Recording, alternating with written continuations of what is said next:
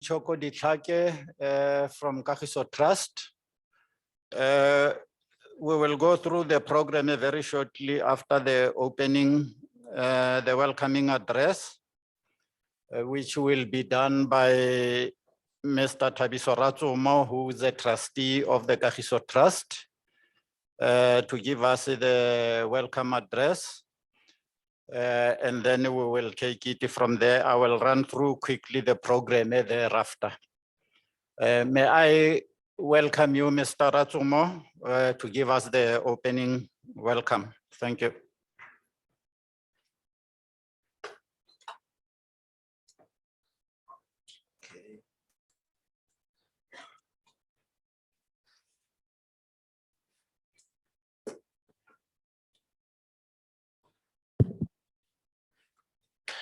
Good morning. Can you hear me? Good morning. Let me repeat what the person said, that my name is Thabiso Ratsomo. I'm a trustee of Kagiso Trust. So I've just been asked to give a few remarks to all of you, esteemed guests, trustees and staff, Kagiso Trust, representatives of Chapter 9 institutions, members of the media, representatives of the civil society, and all the other attendees, and all protocol observed. This gathering has been convened by the Kagiso Trust Civil Society Program. And this program seeks to revitalize the civil society that we know that it has been decimated a lot since the advent of democracy. So in having this gathering, it's a modest contribution to what we see happening in the country in terms of corruption and malfeasance. It is really picking up the spear of duty, bring about civic-minded resistance and moral leadership to the situation that we see in the country. We know that corruption robs our institutions of their integrity, it robs and diverts much needed resources for addressing the plight of the poor, and it robs our society of its moral compass. So our challenge that is facing us today is to seek to achieve a society free of corruption and maladministration. Now, the reason Kagiso Trust was formed in 1985 as a non-government organization, right at the height of apartheid. And at all times, it has always sought to deal with the problems that are facing society. I remember in 1992, it organized a program called Ready to Govern, because at that time, the organizations had just been unbanned, and it was clear that the era of democracy is going to come. But it was also clear that many of the people that were around from the mass democratic movement had not governed the country. So it's one of those conferences that we organize as Kagiso Trust, Ready to Govern. And apart from that, Kagiso Trust has set up a number of institutions like the Institute of Local Government, the Mvula Trust, the Johannesburg Housing Company, and so on. So we see ourselves as an organization that has always been prepared and ready to take action when it's needed. So this, again, as I say, it's our small contribution to bring people together, to bring like-minded people and see what can we do as civil society organizations and so on. In our midst today, as we have seen, we have Professor Thuli Madonsela, and we know her a lot as a former public protector. We have Mr. Lechisa Chenudi, the Deputy Speaker of the National Assembly. We have Advocate Koleka Galega, the Deputy Public Protector, Professor Itumile Musala, Head of the Secretariat of the State Capture Commission, and so on, and a whole lot of other people that I mentioned here. But the point that I'm trying to say is also to save time and say, we are here really as civil society organizations hoping to make a contribution to what we see in our country and not become armchair critics. What we need to do today is to share ideas and to see what other action can we take in order to save our country and our own children as they grow up. As we said, that this is just a modest contribution for us, picking up on what we have done always, to be involved and to make a contribution. So we stick to the truth about corruption. We are reminded of the road to reconciliation and through the healing of our society. So our gathering today represents a platform for reflection and self-introspection and criticism. And we believe that the many people who are here have something to say in terms of their experience, in terms of their commitment to getting our society on a road that can better serve the people of South Africa. So with those words, I'm saying, let's take this opportunity to engage in our deliberations, to be honest, and to make the suggestions that can take us forward. And with those words, on behalf of the trustees, management, and staff of Kagiso Trust, I would like to welcome everybody to this meeting and hope that you will enjoy your stay here. Thank you.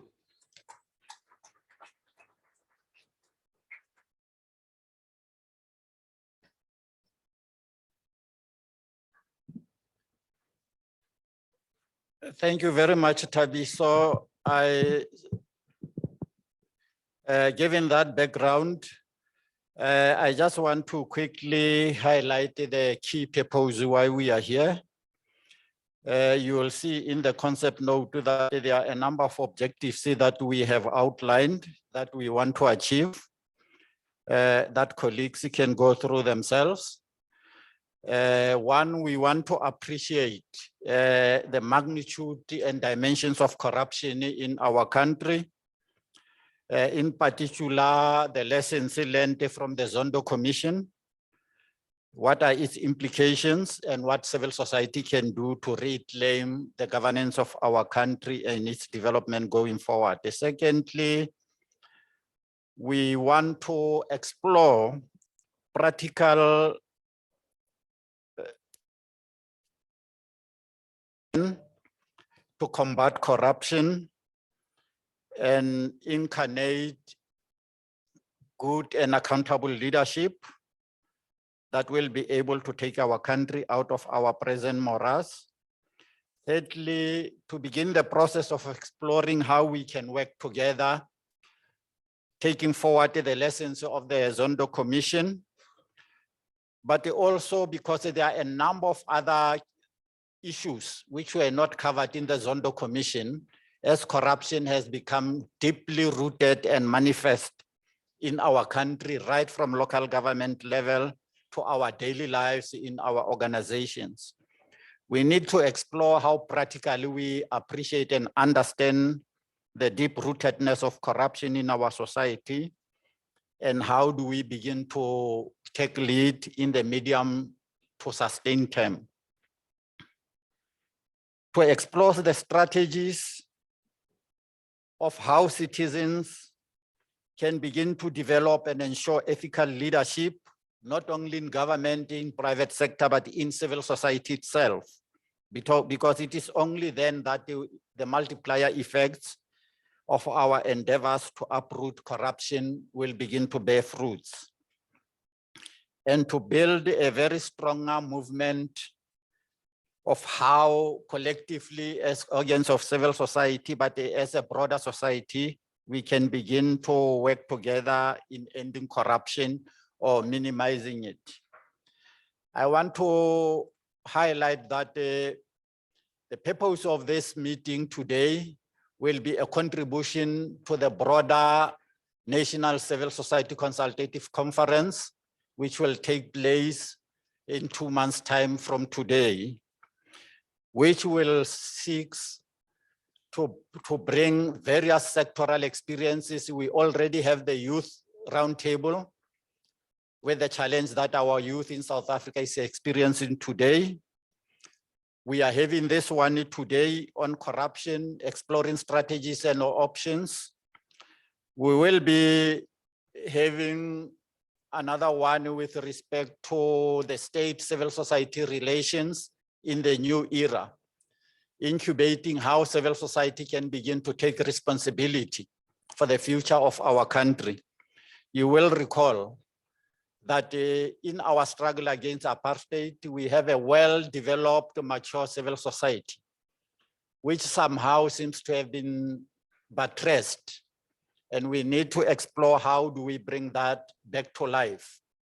Because without an active citizenship, the future of our country will remain blurred.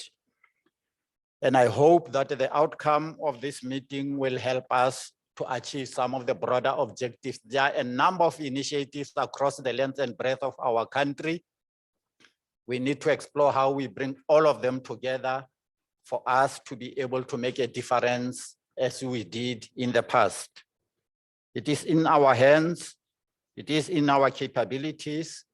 We have the means and the wherewithal to achieve that historic objective as we did. I know the South African Council of Churches historically, they reached a point where they declared a Kairos moment. And I believe that we have reached that moment in the history of our democracy, that we need to take a step back, reevaluate where we are, and reposition ourselves to ensure that our country is sustainable. In the program is outlined. The purpose of this session is indeed to have a small group of people so that we can deeply explore the challenges of corruption as we are experiencing today, to ensure that we are able to come up with the action plan that we will share with the broader civil society constituency in 2 months' time, to see how collectively we can begin to play the role that is required.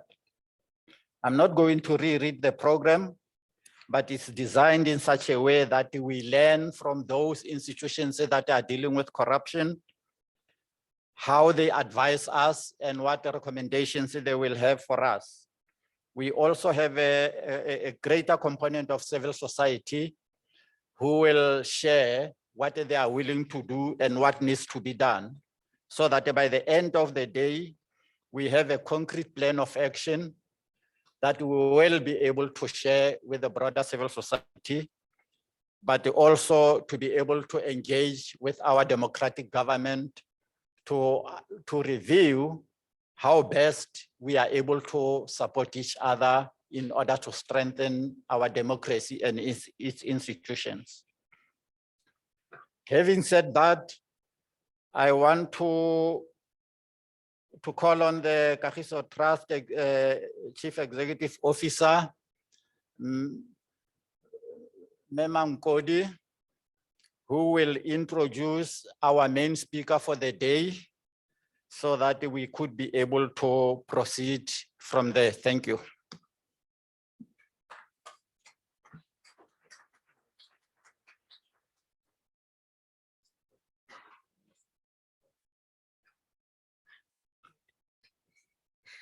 Good morning.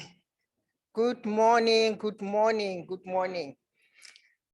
I was a teacher before. I'm about to say stand up and just, yes, yes, yes, yes, yes. Yes, let's do that. Let's do that. We'll get warm. We'll get warm. Yeah. Bishop, thank you for obeying the instruction. All of you, I'll see you in the principal's office. You are excused. You don't need to come to the naughty corner. Thank you so much, Ntate Choko. Ladies and gentlemen, I'm sitting here and I'm looking at all of us, and the word that comes, or the feeling that comes to me is there's a lot of hope.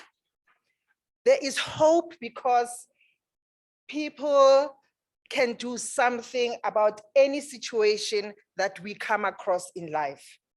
One of our trustees normally say, it's waking, we need to wake up from the nightmare.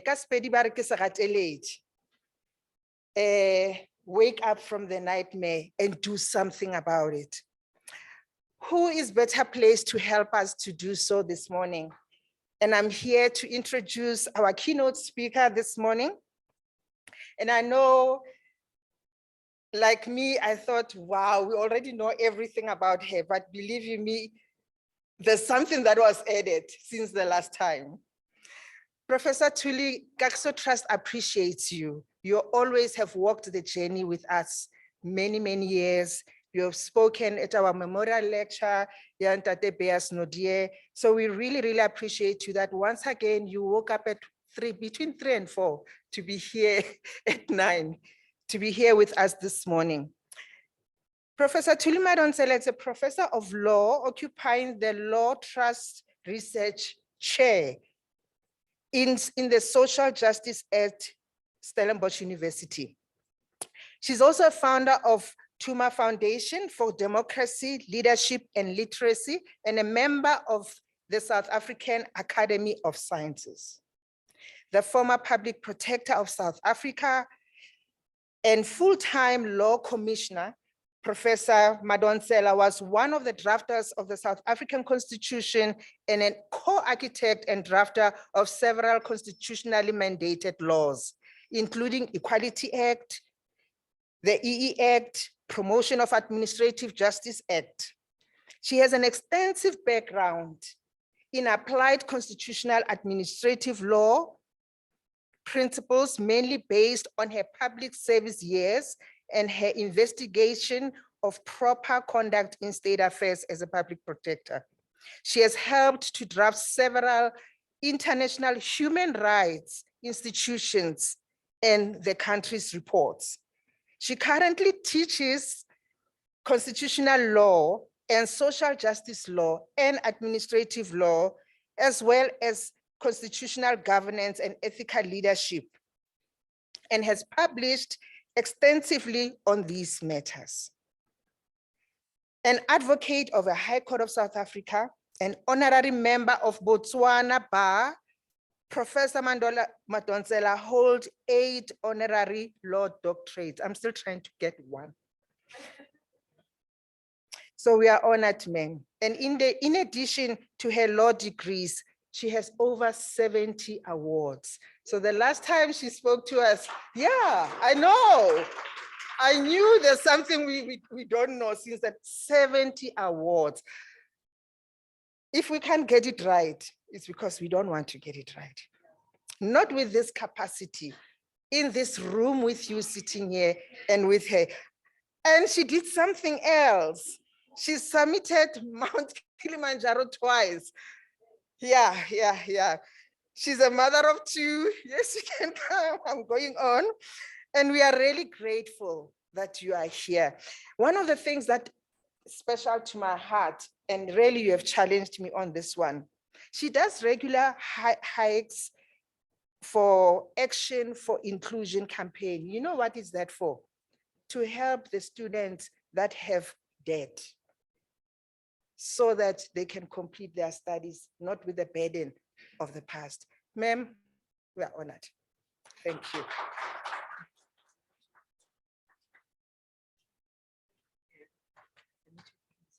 Thank you.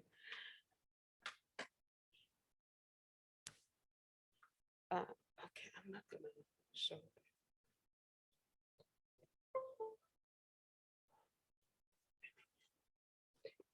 Thank you. Thank you. That's a very kind introduction. And sometimes when the introduction is too kind, then the bar is set a little bit higher than you are able to jump. And jumping is already difficult. Oh, okay. Oh, no, I'm not showing it. Oh, you're not going to show it now? No. Okay. At all. Okay. Yes. Right.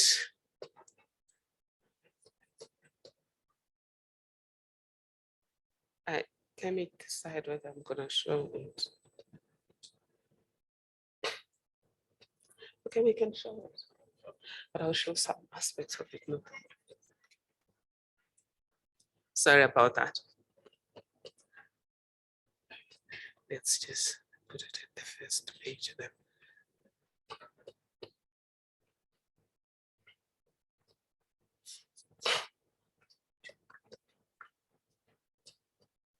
Right.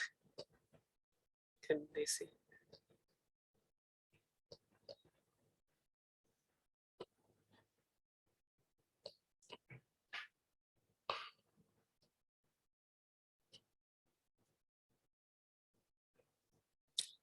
Thank you, dear colleagues.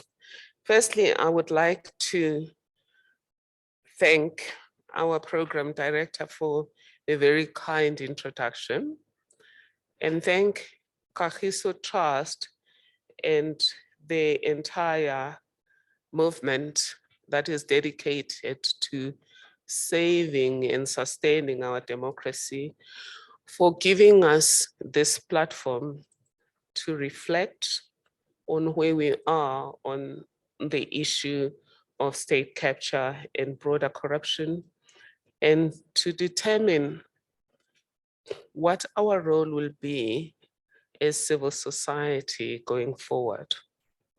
There are two things that I like about our gathering today. The first one is the fact that we are guests of Kagiso Trust, which has a vision of engendering a prosperous, peaceful, equitable, and just society. And that is encouraging to me because my default cause as a human being is justice. And therefore, corruption and state capture have ended up being tackled purely because they are unjust. And therefore, I do appreciate the fact that we are here. I also appreciate the fact that this is being linked to democracy because ultimately we are bound together by the democratic pact or social compact we entered into when we approved the Constitution, even though not all of us signed it, but it was widely consulted and accepted by us as a social pact to regulate what kind of society had we decided to become, and secondly, how were we going to regulate our affairs so that we do transition into that society. So,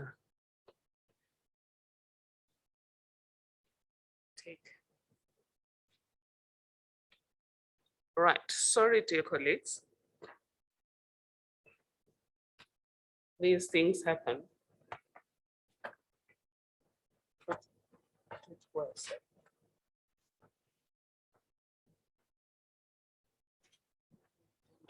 Faster. Right, just talking about that. So I like the link between what we're doing about state capture and corruption and linking it to the vision of society, which is one that is democratically governed and one that is increasingly just and equitable.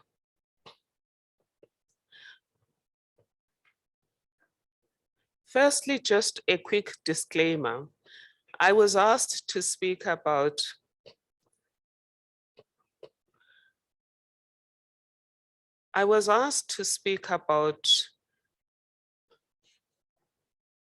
the State Capture Commission, its genesis, its outcomes, and its lessons. I honestly think there are two people in this room that are more competent to do that job. And I think it's Professor Itumeleng Musala and Advocate Koleka Galeka. They're the most competent, and because they're the process owners of this. And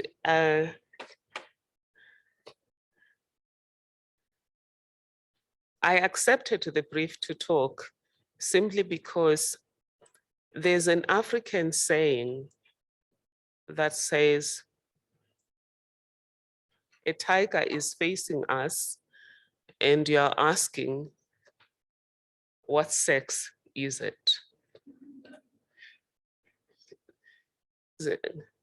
Our ancestors knew that when the collective was in trouble, worrying about whose job is it will get you eaten. And I've also forgot that another process owner among us here is the Honorable Tsinoli, who represents Parliament.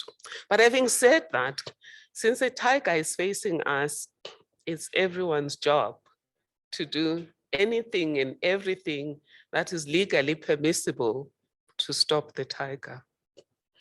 And it was from that point of view then that I accepted this brief. So the starting point is just looking at where we are now. I just think that we are in a very paradoxical situation where on the one hand, we've just, that's not the right slide. It's this one. On the one hand, we've now received the state capture report. And there's a little bit of elation over what we have received from the report that suggests there's accountability. I think there was also a little bit of elation that we now know where the gaps are or where our system can be said to be porous. But I hope you agree with me that there's also despair in that the process is slow. If you think about the report on state capture came out in 2016, those who are implicated had a lot of money. Where would that money be by now? A few days ago, I just bumped into some information that was showing that companies, some companies have been turned over to proxies. That were on, they were with proxies, but they've been turned over to different proxies. And therefore, tracking the money is going to be difficult.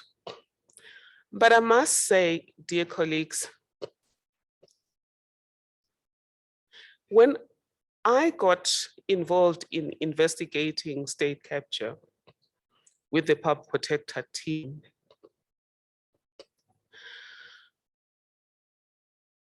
like everyone else, I thought that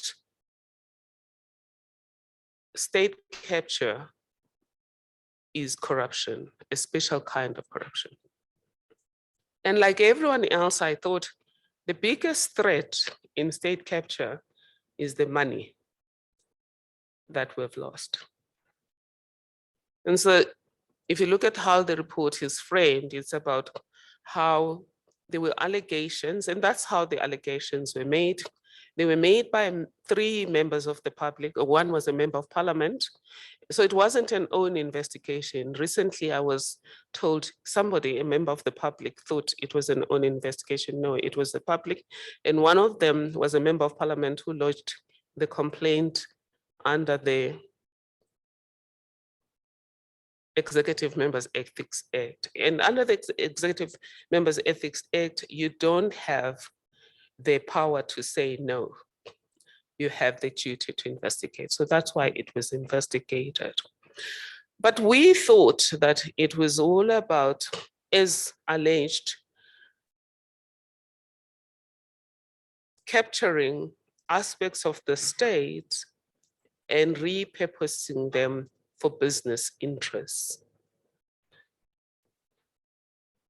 And in the allegations, the business interests were from companies that were co-owned by the president's son and the Gupta family. I know in the media, it's always said Gupta companies, but the information in the state capture report will show that all of the implicated companies, or virtually all of the implicated companies, were co-owned by the then president's son in the Gupta family. And it was then said that the relationship between these business owners and the president was being leveraged to unduly get involved in determining who gets kicked out of jobs and who gets the job. And those who then got jobs were then controlled to further the interests of this family, of these businesses. This extended to law enforcement, and it even extended to pushing back against the banking industry. Although I must say, just on an unrelated note, civil society needs to push back against the banking industry. We dealt with this in my class on administrative law. In a democracy, nobody should have unlimited power in such a way that they can do against other people as they please with no consequences. And I do feel that with the banking industry right now, this closing of people's accounts, it doesn't matter whether we like those people or not, but this unilateral closing of people's account without due process is worrying. And we asked ourselves, is this an administrative law problem, or can it be resolved through other laws?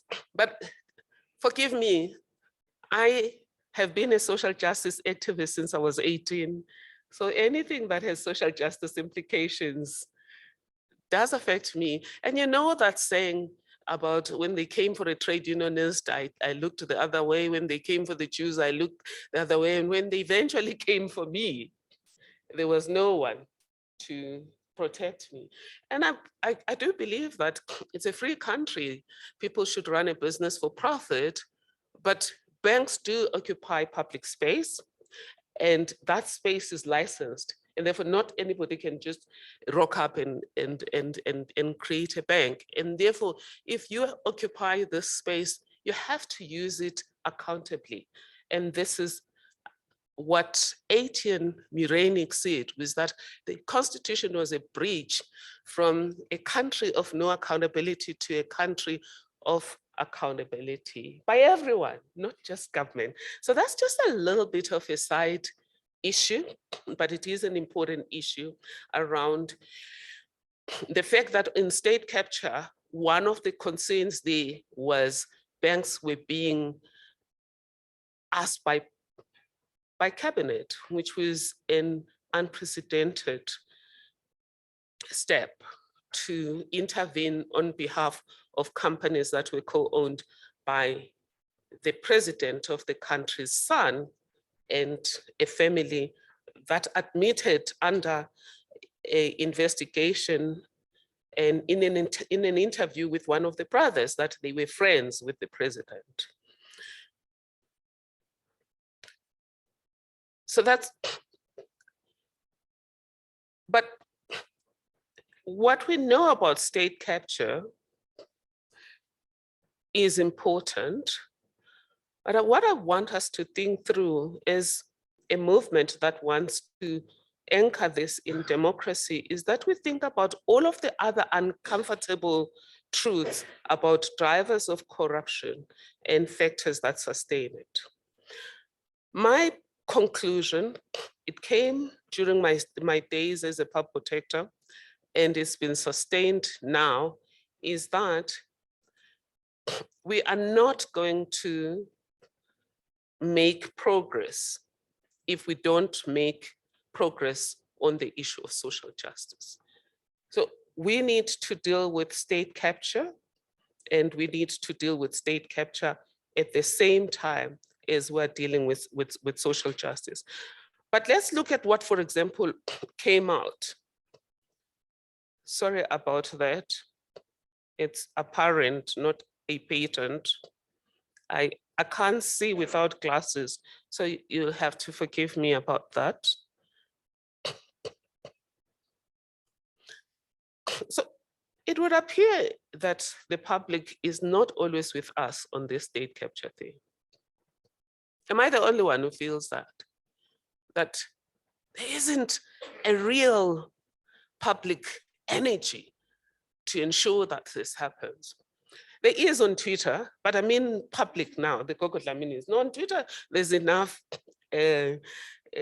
support for making sure that there's accountability because people are held accountable for their own transgressions, and they want to live in a society where they're treated fairly in the same way as others are treated. But what I've seen, what we are seeing as we do research at Stellenbosch University as part of the Musa Plan for Social Justice, and Tuma, on the other hand, looking at democracy that works for all. What's coming up, and you can see this in some of the videos, is people step up when the impact is so odious that they just feel that they must do something about it. For example, when Minister Nene was fired, the rand tanked. So people could feel it, the immediate link between wrongdoing and their lives. And my laptop just died. It's all right. I do have an overview in my head. So people could feel the impact. We also saw recently when there was stealing of PPEs, that is protective gear for COVID-19.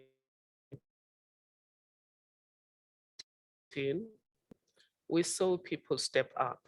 These PPEs are needed in a hospital that I need. And if the money has been stolen, my life will be affected. So why aren't people moving with us? The State Capture Commission has already indicated that there's been systemic governance failure, allowing these things to happen. There's been bypassing of procedures. And of course, the corruption has not always just been in the area of state contracts. There's been corruption in appointments in certain spaces, or there's appointments in certain spaces that can be linked to abuse of entrusted power for personal gain, which is the definition of corruption according to Transparency International. What we haven't done sufficiently is link corruption to social justice. And there is a link. Just even before we talk about the fact that schools will not have the money, or a Shodi stadium is going to be built, or priorities will be twisted, and hospitals are not going to get what they need. Garbage will not be picked up because the person who got the contract does not have the proper systems for supervision, etc., etc., etc. Lights will not be on because ESCOM has been, the systems have been destroyed. Even before we get to that, corruption is an injustice, because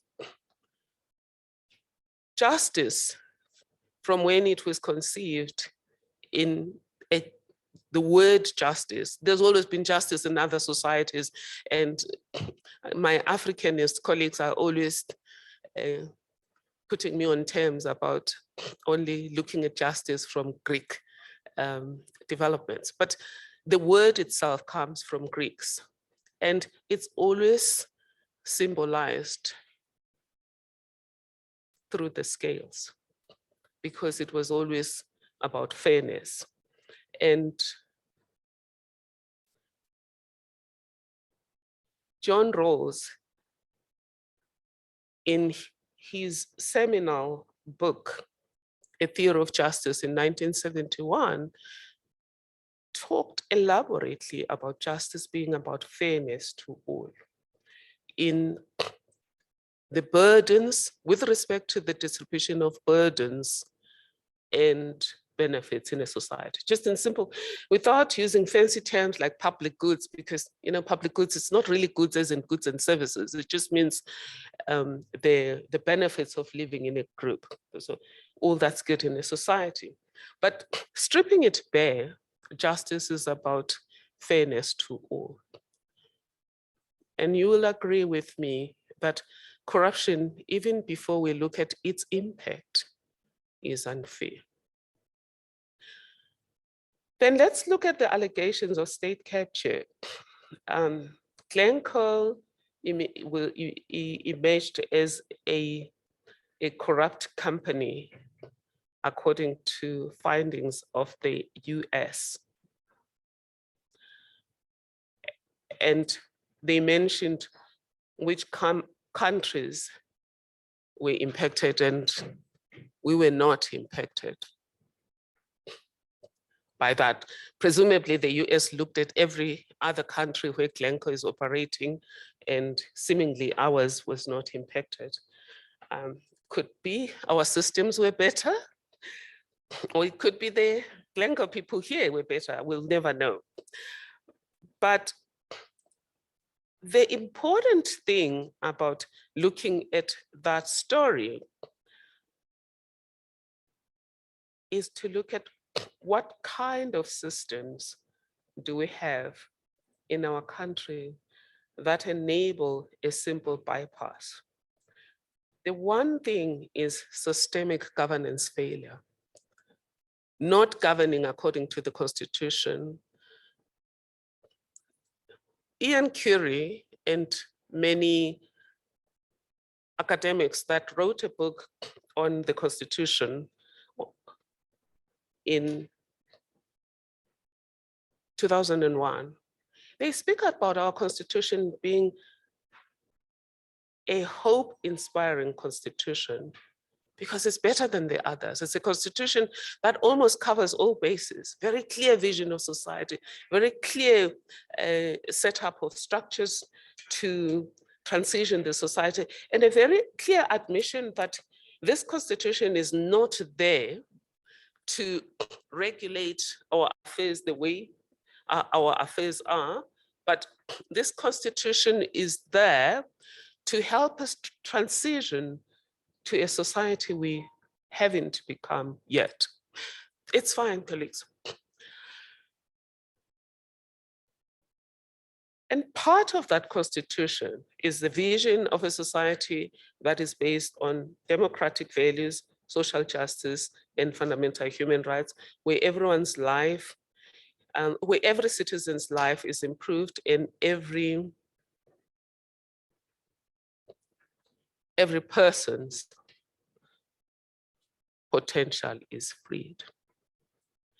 It also is very clear about the character of the state, and emphasis is placed on the executive because it's the executive that supervises what happens administratively on a day-to-day basis. So you see Section 96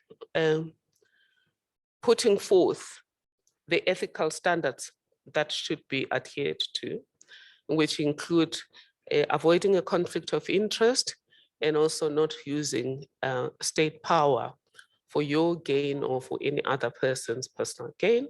Section 136 deals with the provinces. But one section that covers everyone who works within state affairs, but particularly works for the state, is Section 195. If you look at what's emerging from the State Capture Commission, even though it hasn't told us, it's a clear deviation from Section 195. where public administration is transparent, responsive, and it's based on high ethical standards. What should happen, for example, is that before anybody goes to Parliament, they would have to be audited whether they comply with Section 195, because you can't pick people in who don't comply with Section 195 and put them there. And it doesn't matter whether they're politicians or not, they should already be assessed in terms of Section 195. And I wonder if we have done that. It seems to me that what is emerging is that we haven't done that. Then the systems themselves have to be administered in terms of Section 195, which includes transparency, which includes efficiency, responsiveness, fairness, etc. Well, when it comes to procurement, you even also have Section 237, Section 217, that's it tells you that public procurement should be conducted in terms of a system that is fair, equitable, fair, efficient, effective, and equitable. And then it says this will be regulated by a law, which you then get the prevention, you then get the Preferential Procurement Policy Framework Act. So that's the governance failure part. Then I don't even want to talk about ethical failures in government. But here I want to say to colleagues here, going forward, we as civil society need to think through whether government should not have a transversal ethical code. As Pop Protector, I once proposed that. There was a seminar organized by Professor Ben Turok, and we proposed a transversal code, because if you have a transversal code, then you're not going to have discrepancies where one part of government lowers the threshold for what's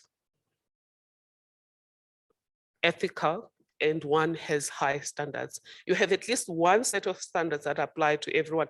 Then you can have sectoral variations, which is allowed. The US, for example, does have something like that. And so we propose that, and we think it's probably time to do so. The second thing, so again, it's about making sure that people who go in already are ethical. But secondly, when there are ethical violations, people are immediately held accountable for ethical violations. And when it comes to ethics, you ask yourself, where's the playbook? We are lucky in that our playbook is Section 195, but as a country that is part of the OECD, then we also have to be bound by the ethical standards under the OECD, which when we dealt with the, for example, the IEC case, we had to refer to the OECD standards on managing conflict of interest. The third area that I think is emerging is the systems are not holding. And one of the things that probably government will have to think through is more transparency in these systems.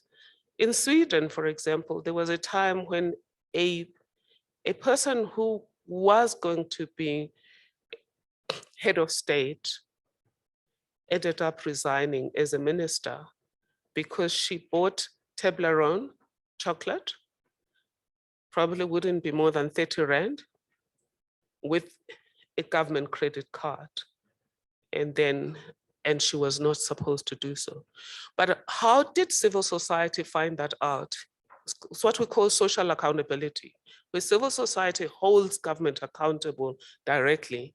When the system fails internally, then externally it's reinforced. That social accountability. The World Bank talks a lot about it. And in countries where there's a high level of social accountability, there's a better pushback against corruption. So the Swedish example is one example where social accountability can be enhanced by making sure that all government expenditure is online. Everything that you have spent. But also all planned government expenditure. For example, we just had the flag issue. We have Giyama in government that says everything that you're going to spend that is expensive should be part of your strategy. And so these items should be itemized in the strategy so that then civil society doesn't have to say, is this fair, is not fair? The strategy should be consulted. And when you then are looking at, is there a match between what was put as intending to be bought or intending to be built in the strategy is in line with what is now being built. So it's more transparency. I also proposed in a different environment, the use of new technologies, particularly blockchain technologies, to make the system more transparent. One of my colleagues, Professor Williams Eligbe, is an expert on how to use blockchain technologies to make the system more transparent. But another way of activating more social accountability, in other words, more civic engagement, is the American way of what people refer to as bounty laws, where anybody who discovers that public funds have been misused and has proof of that can bring proof. And if there's sufficient proof, the people are prosecuted and the money is recovered, they get a portion of it. And there's nothing really immoral about that. Think about the amount of money that we're losing versus what we're going to gain if people are part of the social accountability system. But also what bounty laws do, they answer the next question that I'm going to raise that is emerging from the State Capture Commission, is that whistleblowers need better protection. And it's not just against being killed. It's also about being deemed liars. I've always said as public protector, it's better not to investigate than to investigate and come back that there was no wrongdoing. When there was, you just didn't reach far enough. Because when you come back and say there was no wrongdoing, you are indirectly saying the whistleblower lied. And they're increasingly being taken to court for civil suits and having to pay from their own pockets. And if we have these so-called bounty laws, in America, they call them False Claims Act. I mean, but we can call them whatever we want. The way it works is that if Dorothy discovers that there's a contract that is going wrong and the state has paid for it or is about to pay for it, and they are prosecuted, if prosecuted, the money will come back, then Dorothy goes to a lawyer instead of going directly to the institutions that are identified in the prevention. I'm sorry, there are no institutions in the Prevention and Combating of Corrupt Activities Act, but there are institutions in the Protected Disclosures Act. So Dorothy doesn't go directly to the Protected Disclosure Institution or what we call safe harbors. She goes to a lawyer. The lawyer assesses the strength of the case and the strength of the evidence. Then the lawyer does a preliminary investigation. These lawyers are accredited by the state, given so proper, they've been vetted properly, they are accredited, and then they can investigate. And if they investigate and find that there was wrongdoing, and then they submit this matter to the prosecuting authorities, then the amount, the reward goes to the whistleblower, and then he or she would have had a contract. So Dorothy would have had a contract with the lawyer about how much the lawyer is going to get. So that is part of whistleblower protection. But the State Capture Commission has said we need to protect whistleblowers more. But it's spoken about what government could do. For me, an uncomfortable truth, part of this conversation for me was around uncomfortable truths about in what way can we be a better part of the solution as civil society. And one of them is whistleblowers. How come we ourselves treat them like lepers? How come most of them are unemployed, even the ones that have already been vindicated by the commission? How come they're not getting jobs? Some of them, like Mr. Williams, not only are they struggling with jobs, they don't feel safe because at the moment there's not an immediate connect between the Protected Disclosures Act and the Witness Protection Act. The Protected Disclosures Act protects you from employment, unfair employment practices or reprisals against you in employment. It doesn't protect you from people killing you or threatening to kill your children. So we need to make that connection going forward. But that's for government. The part that needs to be done by civil society is how are we going to make sure that we create maybe a civil society fund that makes sure that their bills are paid whilst the matter is still being dealt with, especially once a semi-civil process such as a commission of inquiry or the SIU has already vindicated them. I do think that they need to be protected. So that's the issue of whistleblowers, which takes me to just law enforcement generally. I said, we are in a paradoxical moment of hope and despair. So part of the despair is the law enforcement is a little bit slow.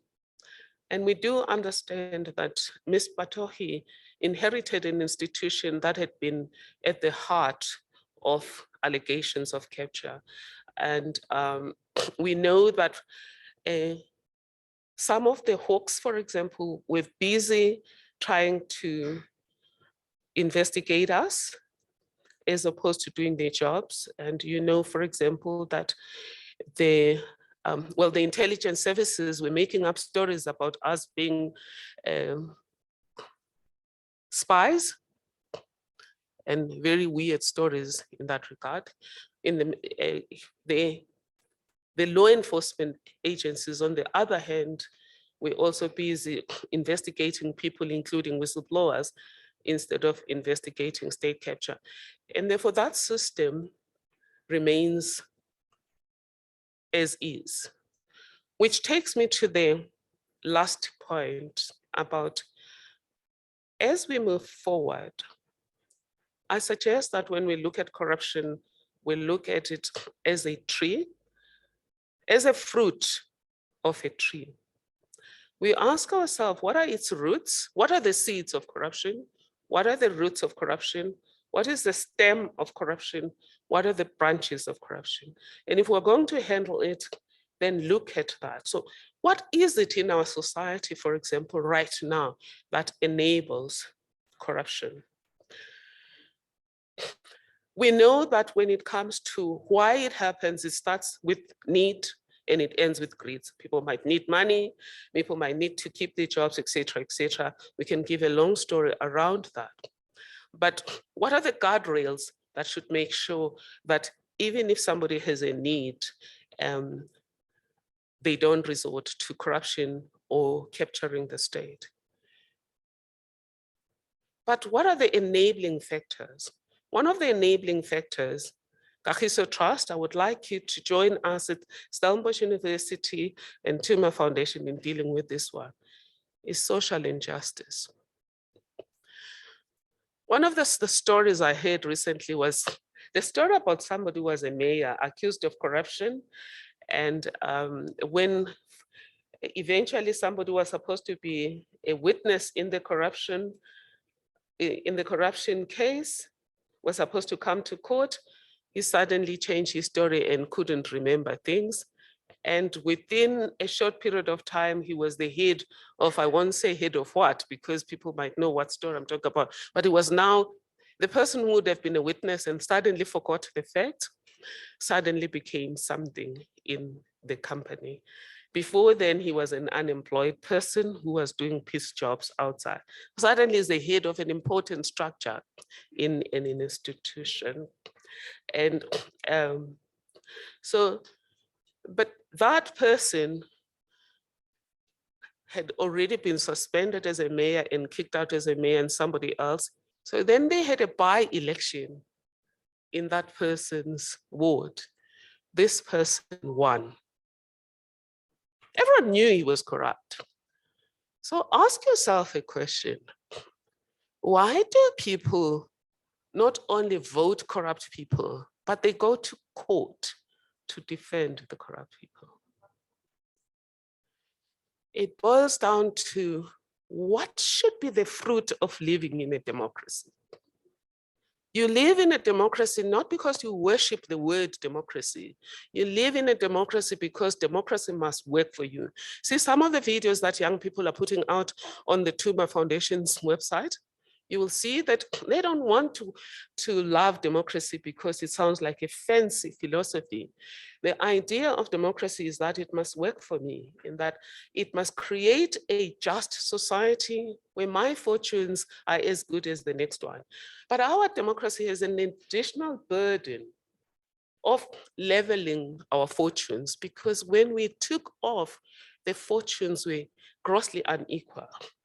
And it wasn't just an unfortunate thing that some people are short. You see on the website, you get a lot of people that talk about equity being about when people are short, put them on a pedestal, when people are on a wheelchair, make reasonable accommodation, which is fine, but we're not talking that here. Here we're talking about a rigged monopoly game where people start together in that monopoly game. As they play, one team is kicked out. We play this game with students when we teach about social justice. The blue team is allowed to continue, the pink team is kicked out, and after a while, and they are allowed to take over the properties of the pink team. After a while, you now say, I'm now convinced that it was unjust to kick you out, come back in. But there's no reset of the game. So you get a situation where even if you try to reset, you have a massive, massive problem. But I'm not trying to say here, corruption in South Africa is a racial problem because Black people were excluded. I am saying the majority of people who are disadvantaged by apartheid want the new South Africa to redress what was taken away from their lives by apartheid. If this clean government or clean governance system we all cherish, only make sure that me and you feel comfortable because we're the middle class, but it means nothing to Gogo Dlamini. I don't think that they'll be joining us as we push to make sure that the state capture results are taken to the ultimate conclusion. But that will be people shooting themselves in the foot. You see, the sad thing is, because people can't see the immediate link between social justice, between their miserable lives, corruption and state capture, they will support the corrupt. And then things are going to get worse. For example, the average person thinks ESCOM is dysfunctional because the new leadership is not doing the right thing. But they don't understand that, for example, what Hlaudi did at SABC was not always immediately impactful at SABC. A bad leader, a bad manager will not always show the results of that bad leadership, bad management, bad systems in their lifetime. Because running an organization is like farming. Things take time sometimes before you see the result. So in other words, you'll find that people are not going to walk with us because they don't see the immediate link. But also, quite frankly, let's go back to the story I told you about this mayor. Why do you think people support him? He buys shoes for the children who need shoes. He makes sure that now and then the gogos get food delivered. And you would then say, that's wrong, but the mafia does that, gangsters do that. The truth is, why should I support democracy if democracy does not support me? Why should I support anti-corruption strategies if I don't see an immediate link with my life? So in other words, then we're saying, just going forward as colleagues, let's make sure that we support social justice initiatives. And I know Kagiso is doing an amazing job in advancing social justice, but what we've picked up at Stellenbosch University is something is not right with what we're doing, all of us. If we're doing the right thing between government, the amount of money that we're all spending, if we're doing the right thing, why have we become the most unequal society in the whole world? Despite this glorification of our constitution by many, including a justice of the US Supreme Court. Why is that disconnect? And for me, it boils down to the first thing that I said about state capture, lack of constitutional governance. That decisions are made without always checking them against the vision of the Constitution. Just let's look at one thing that happened under our watch. President Nelson Mandela harassed Dala Oma to pass the Equality Act. Well, maybe harassing is a terrible word, but we had several meetings of accountability. The act was consulted with the public, with the broader public. And the Equality Act was passed. Only one party resisted it because the one party said it doesn't matter that we had a rigged monopoly game in the past. Equality now means you treat the blue team and the pink team the same. And that was their notion of equality. But the majority voted for the Equality Act, which includes Chapter 5, which is restitutive measures. And it wasn't compulsory. It was every minister should just do an audit in their sector to look at what are the existing inequalities and how do we get rid of them, which is, Minister Nzimande has done that in the academic sector and it is working. But the idea was that this was supposed to be done in all of the sectors, Chapter 5, and companies were supposed to do the same. Can you believe it? That act was passed in 2000. 22 years down the line, it took just public servants in the Department of Justice and Treasury to say, no, it's not moving forward. What kind of democracy is that? But why does our system allow that? Where people's representatives pass a law that will not be stopped by a court of law, that will be stopped by civil servants.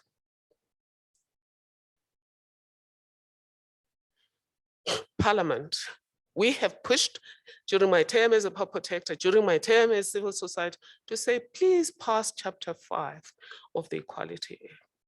But what was passed instead was the Black Economic Empowerment Act. So when we talk about constitutional governance, we say always begin with the end in mind. So when we passed BEE, who did we think was going to be affirmed in a country with millions of people? Did we look at the journey forward and say, what does South Africa look like in 10 years time, 25 years time, 50 years time, and 100 years time, if the only thing we have in advancing equality is BEE and the Employment Equity Act, and we have discarded Chapter 5 of the Equality Act? How did we think that people who have nothing to do with the tender system or the supplier development program were going to be moved forward? What was their restitution? And Parliament did understand, though, that for parliamentarians who had been disadvantaged by apartheid, it was fair and just to give them an additional pension different from those who were in Parliament under apartheid.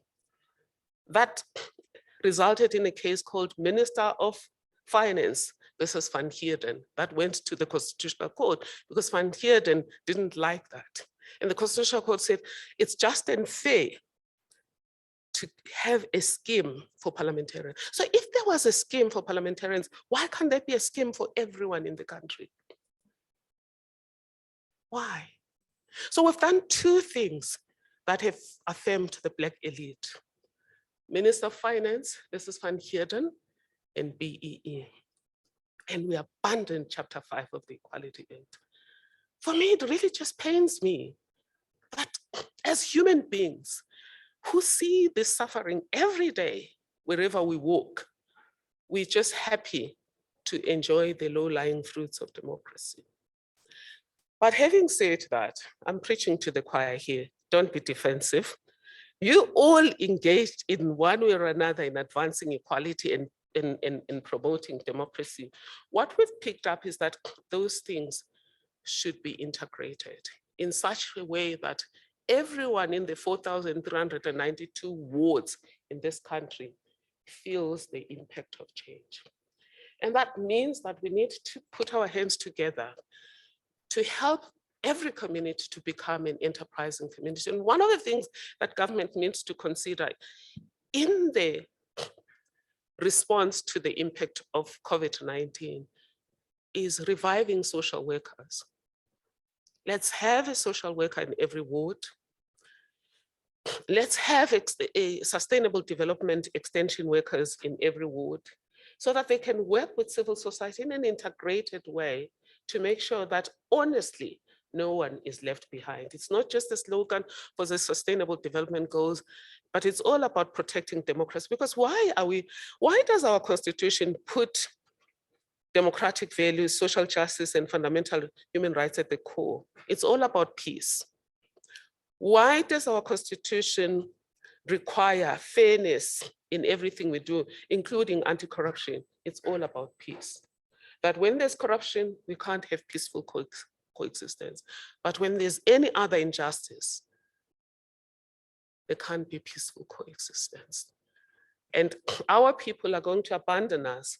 But in abandoning us, they're abandoning their own cause because corruption, including state capture, is public enemy number one. Thank you.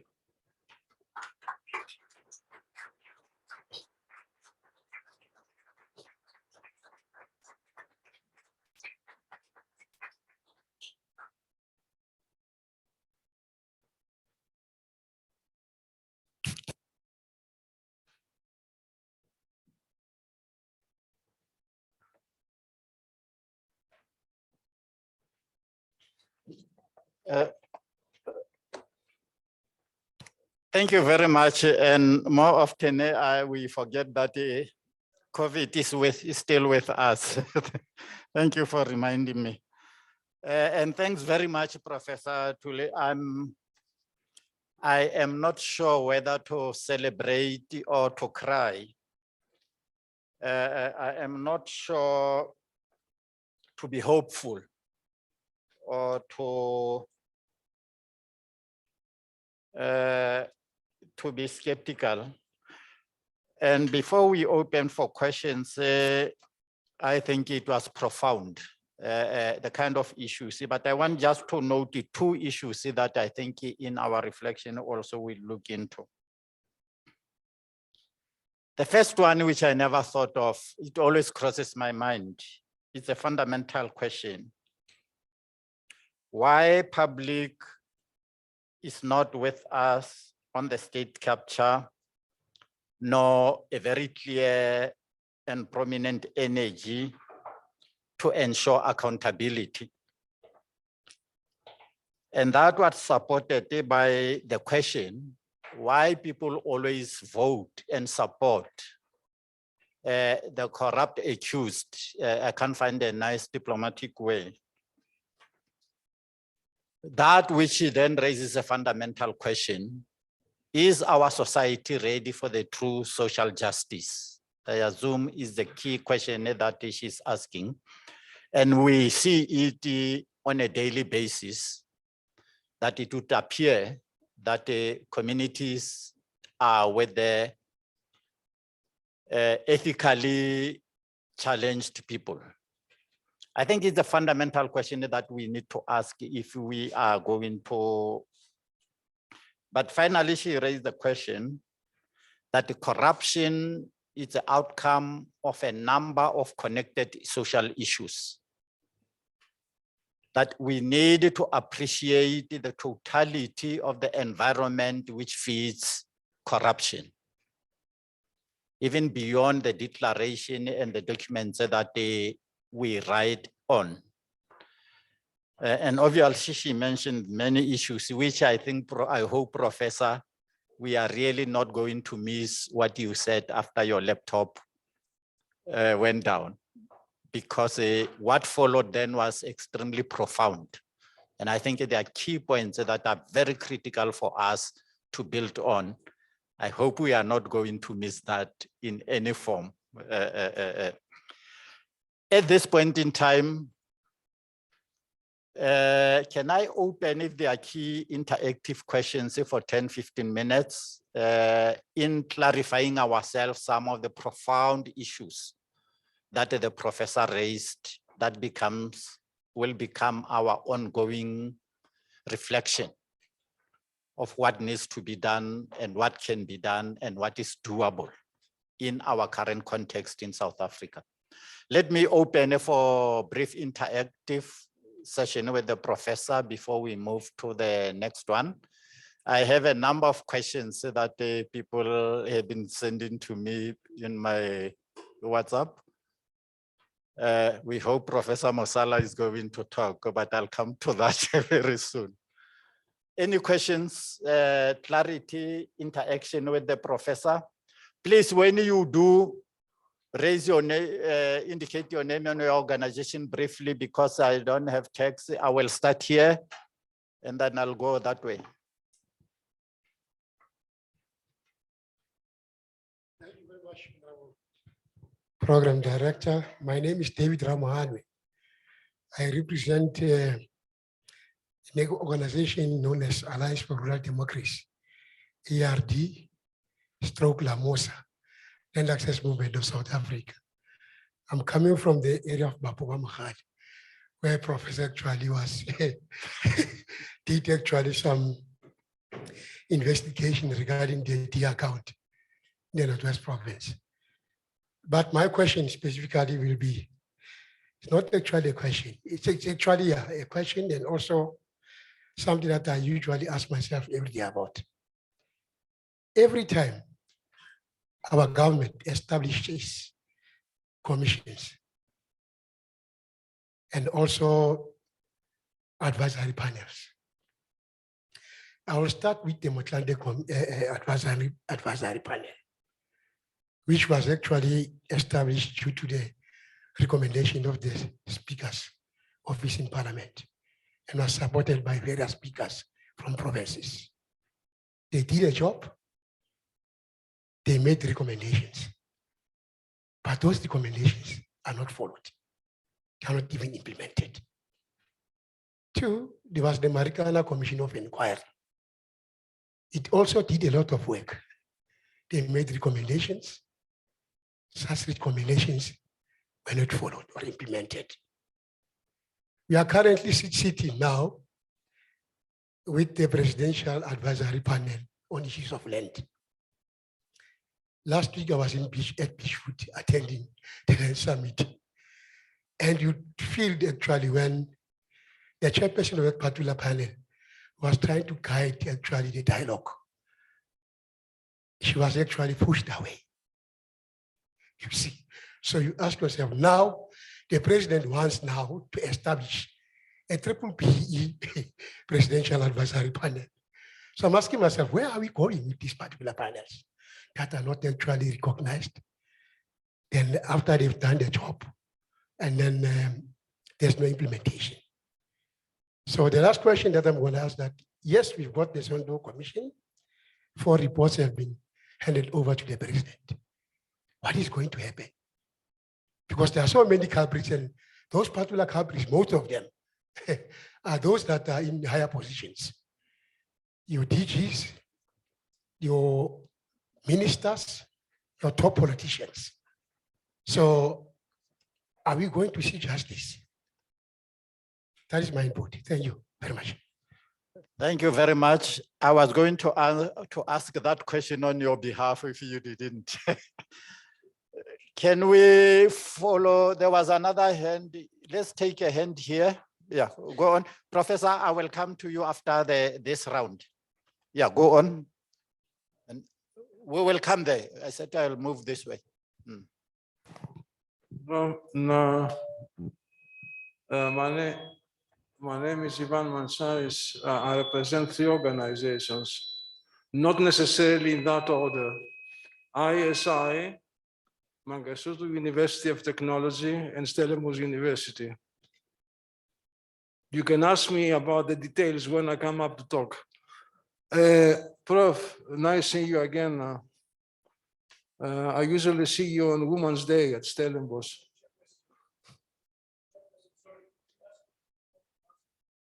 Oh, sorry, apologies, Your Excellency, yeah. Prof, yes or no?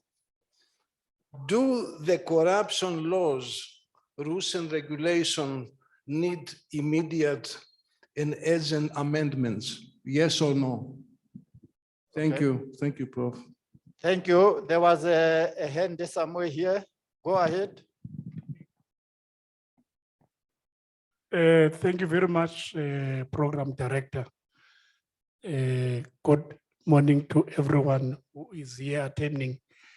This is very much important, auspicious dialogue process. My name is Jimmy Kochana. I'm here representing the Alliance of the NPO Networks in South Africa. I'm the national convener. I'm also serving as a member of the National Governing Council of the African Peer Review Mechanism. I want to compliment Kagiso Trust for convening this very important platform, because I think you indeed did a good work by bringing these people that we love in this country. And Professor Thuli Madonsela, you must know that we love you as civil society in this country.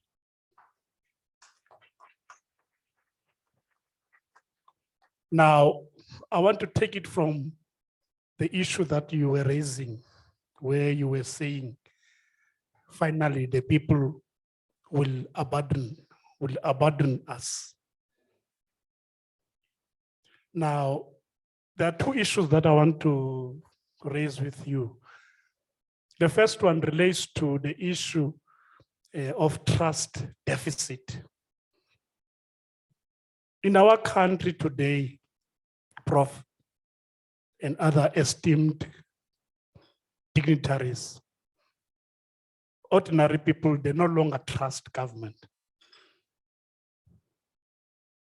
Precisely because government is seen to be very lethargic in tackling the issue of corruption.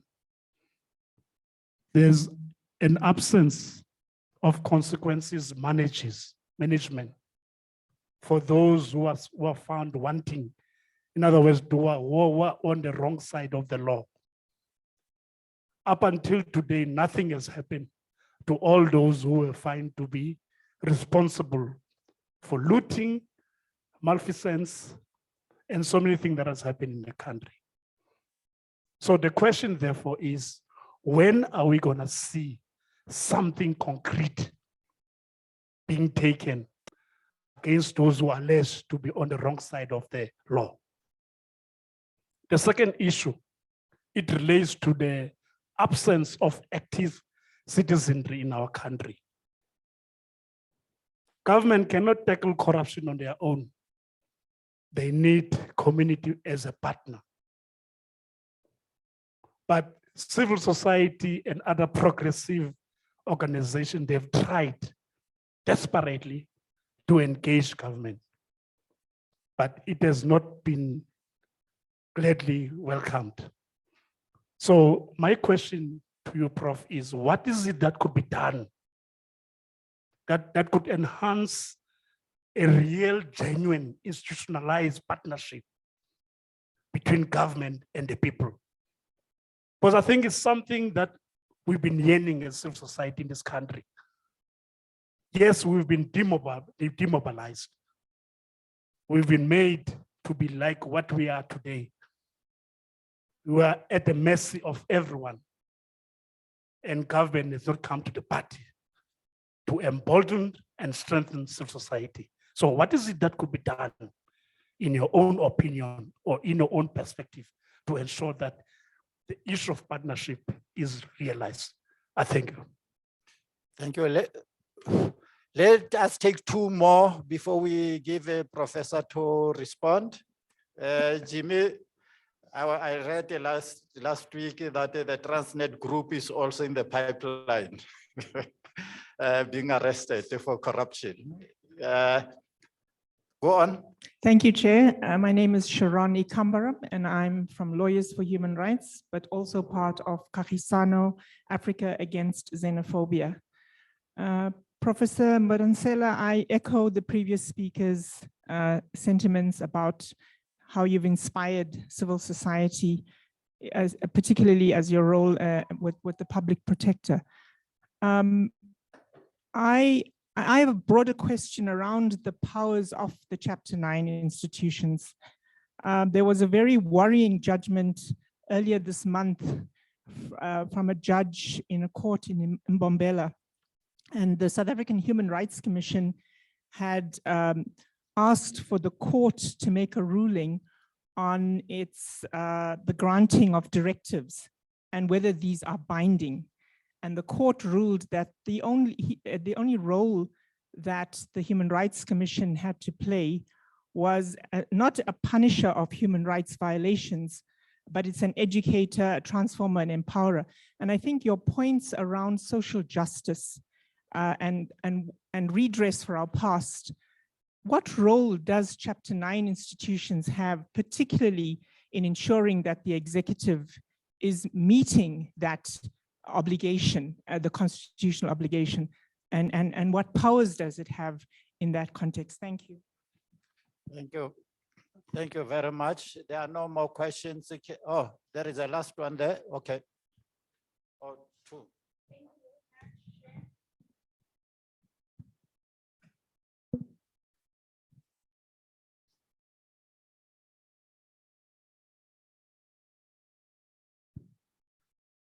Thank you very much, Chair. I'm Wendy Zotetsi from Ntakandimoyo and Rural Women Assembly. I would like to thank Professor. Your presentation was touching. So I feel as a civil society and working with the grassroots women, the corruption is affecting us in the country, and it makes us so vulnerable as women of South Africa, as the ones who are also have a big burden of making sure that our families are sustainable. And we're also affected by the issue of climate change. So I'm worried about the programs that government are creating, those programs that are looking as if they're gonna serve the civil society or the people on the ground. And then when those programs are starting to operate, only the rich that are enriching themselves, and the services to the poor people, they are not rendered. Especially they are so, I can do an example. I'm also a farmer. The Solidarity Fund, a program that created vouchers for farmers. And then when you see lots of people, they were said they were approved to get the vouchers, but it's only take 30 days that they must redeem their vouchers, and already it's closed.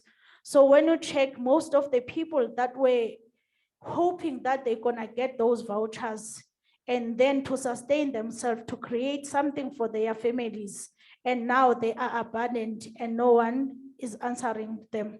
And no one is taking care of like reporting what happened. And there are people on the ground that were busy collecting data for beneficiaries so that the program must run. Those people now are abandoned. And then the community now is fighting with those people who are collecting data, and no one can report to them. So now it's like they are making a conflict between the communities, because those leaders that were collecting data are now turning, the communities turning against them. So we are worrying about these programs, because now when you see when they cut the period of the program, and then they left the community still poor, but the rich people, they're enriching themselves, whereas they were saying they are creating program for the beneficiaries to change their lives. So we are worried about that. And the issue of I support the issue of social workers in the wards. Really, our communities are traumatized by all the issues that are facing. Corruption, drug dealers, nyaupe, I can call it all. Poverty, unemployment rate that is high, house robberies, hijacking. So even in schools, the bullying. So we need the social workers. I think for every school, we need a social worker beside in clinics, but even in police station, because when you go to police station and report the GBV, the cases, you don't get the really like care. They will ask you so many questions. So we've got lots of issues as communities. So we need social workers even in police stations. We have to work with them, as civil society is doing a lot of work trying to put the community, like to give community hope, but the government is not supporting the civil society. Thank you. Thank you very much, Professor Juste. I'm told there are two more last hands, if you can indulge with me.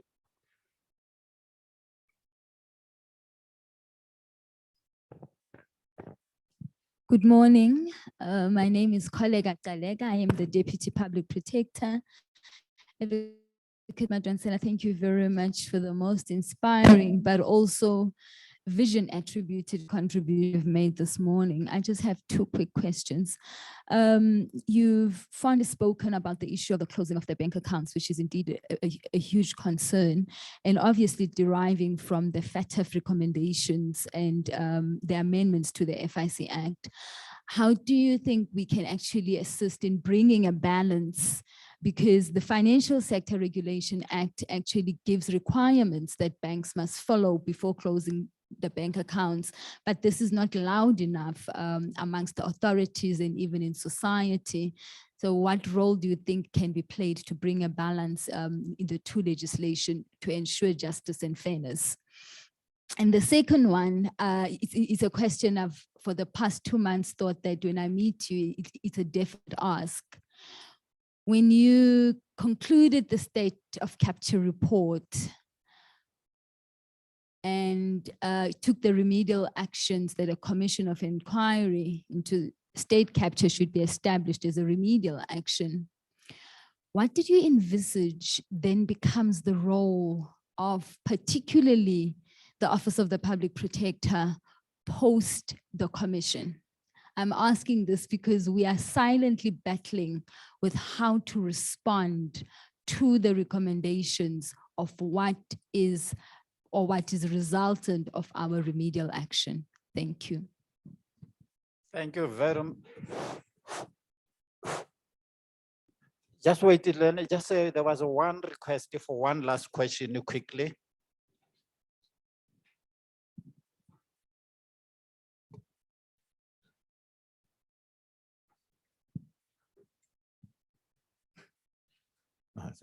No, thank you. Thank you. It's John Mudau from Office of the Public Service Commission. And thank you. The presentation was very good, Prof. My question is, I would take it that the state capture is organized corruption. So my question is this organized corruption better or worse than organized corruption? In Russia, for example, I want to say in Russia, private investors negotiate with various departments, fire, police, banks, each of them requesting a bribe in exchange for the speedy approval of business license. Thank you. Thank you. Prof.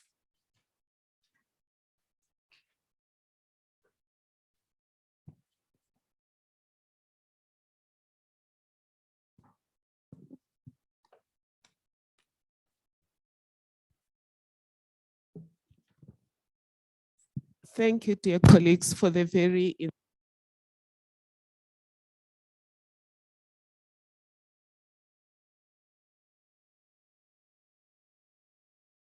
Thank you, dear colleagues, for the very insightful questions and your kind remarks.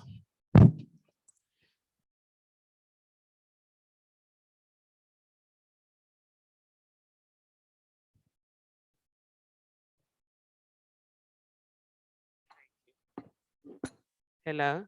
The first question from the colleague from Babeba Mokhale, asking what's going to happen at the end of this commission that has now issued 4 reports. I would like to combine that question, Sam, with the question asked by Deputy Pub Protector, Advocate, Kollega Galeka. All governments that are given orders or recommendations by the Commission, I've indicated, I said orders or recommendations, because nobody disputed the decision in the state of capture report that the Commission be given the powers of an ordinary commission and the powers similar to the Pub Protector. And therefore, what the Commission says cannot just be dealt with as recommendations. But even if it were recommendations, they have to be taken seriously and can't be deviated from irrationally so. And I suspect that they will give recommendations or directives to different people. And a mistake is often made that the reason there are no prosecutions is because the president is not acting. If the president were to act, that would be a violation of our democratic guardrails. He is supposed to stay away from it. If instructions are given to the Pub Protector or advice is given to the Pub Protector, it's up to the Pub Protector to deal with it. If it's to Parliament, of course, the president can deal with Parliament because they're part of the separation of powers, but they can engage. But if it's the NPA, the president has no role.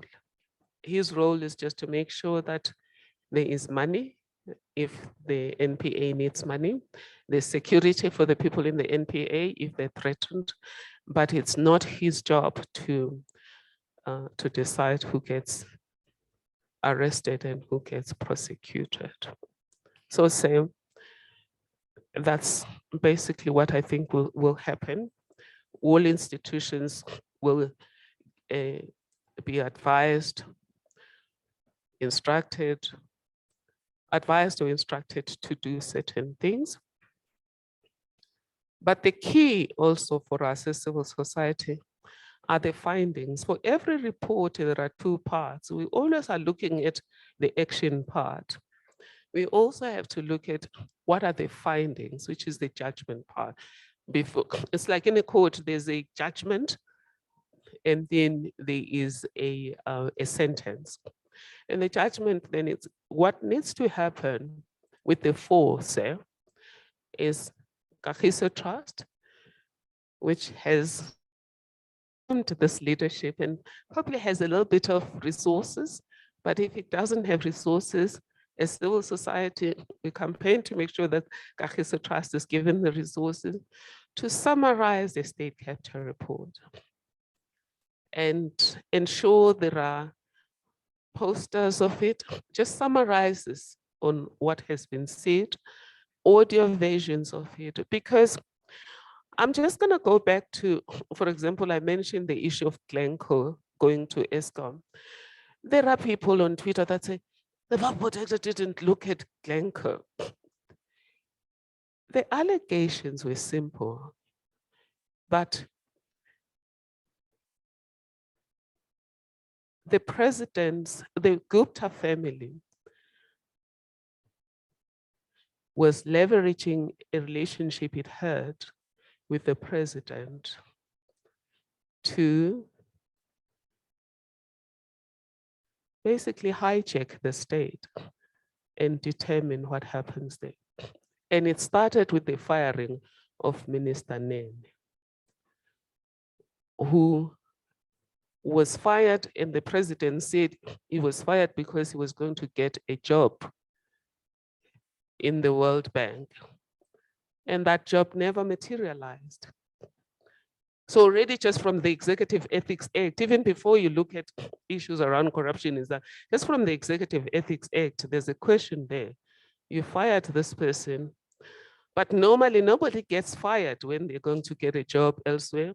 We saw with Minister Ayanda Dlodlo, they only just leave office, it's announced when everything has been confirmed and they are leaving. So people should just, everything should be summarized because it's very easy for public narrative. One of the things I learned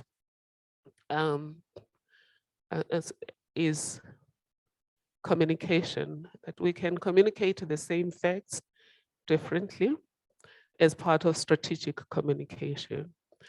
It's going to be important that people know what has been confirmed about state capture and what has not been confirmed factually, and even suggest in those little summaries, just indicate what documents confirmed it. So one of the things is, in terms of our procurement processes,